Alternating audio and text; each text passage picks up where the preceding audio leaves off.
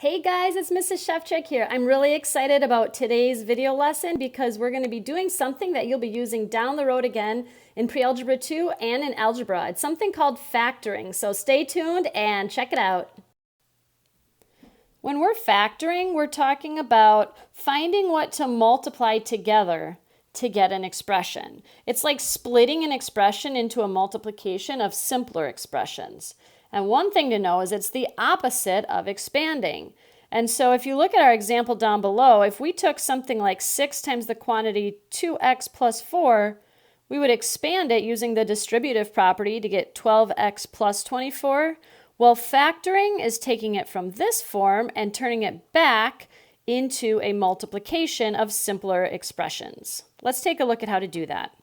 So previously we've used the distributive property to expand an expression, and so here's what that looked like. We would take something like negative 3 times the quantity 4x plus 6, and we would say, well, that's just like taking negative 3 times 4x and adding to that negative 3 times 6. And then what we would do is we would simplify those two expressions further to say, well, negative 3 times 4x is negative 12x, plus negative 3 times 6 is negative 18. And so we expanded that original expression. All right, now let's see if we can go forward and factor this expression. We have 9x plus 24. In order to factor, what we want to do is look for the greatest common factor, or we call that the GCF, of the two terms up above. So I'm thinking, what's the biggest number I can divide out of 9x and 24? And since there's no x in the second term, I don't actually even have to think about the x right now, so I'm really just thinking 9 and 24. So I would recommend starting by making a list of all the factors for each of those two terms. So the factors of 9 are 1, 3, and 9, right? Those are the only three numbers that go in there a whole number of times. And you can use a multiplication table to help you find these if that works, if that's easier for you.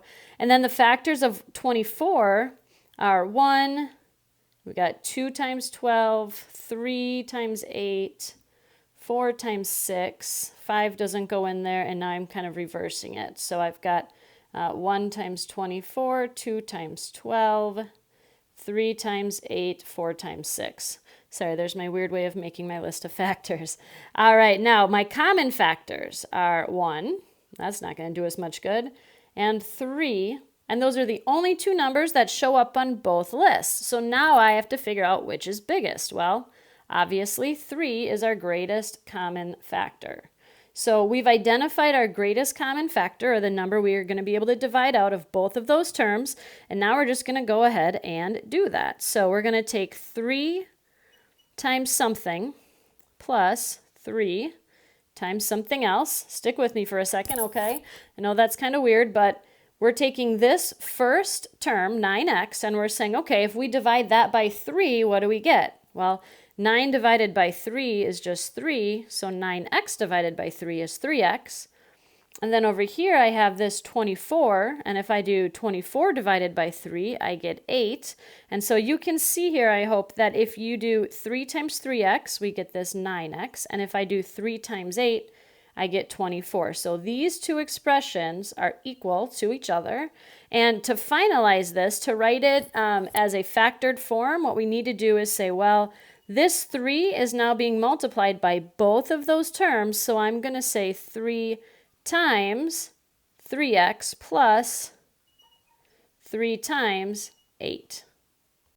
And then you can kind of test it or make sure, verify that it works here at the end. So if I do 3 times 3x, that's 9x, plus 3 times 8, which is 24. And that's what we started with up top, right? So here is our factored expression. All right, let's factor this expression. 4x plus 20. So let's make a list of all of our common factor, or all of our factors, of 4 and 20. Well, I know 1 goes into 4, 2 goes into 4, and 4 goes into 4. And the factors of 20 are going to be 1, 2, 3 doesn't go in there, 4, and I know there's a lot more not a lot more, there's a few more factors here, but I can stop because it can't be higher than 4. It can't be like 5 or 10 or 20 because obviously that wouldn't have gone into my 4. So a shortcut for this is always start with your smaller factor first. It just kind of helps you not have to spend a lot of time listing out your factors. Anyway, I digress. So our greatest common factor is 4. So the 4 is what's going on the outside of our parentheses. And now I come way back up here and I say, okay, well, what do I have to divide 4, or what do I get when I take 4x divided by 4? Well, 4x divided by 4 would just give me x. And so that's going to go in here. I see that I've got addition, so I'm going to put my addition sign. And then my final piece here, I'm looking at this 20, and I'm saying, okay, well, if I do 20 divided by 4, what do I get? And obviously, I get 5. And so my factored expression is 4 times the quantity, x plus 5. And it's really nice to be able to kind of check that or confirm that by just doing a quick little, use the distributive property to expand it quick just to confirm. 4 times x is 4x plus 4 times 5 is 20, and that's what we got up top. So our expanded, or our factored expression is correct. All right, this one tells us to factor 16x minus 8. Now again, notice we've got a subtraction there. We just have to be careful of that at the end.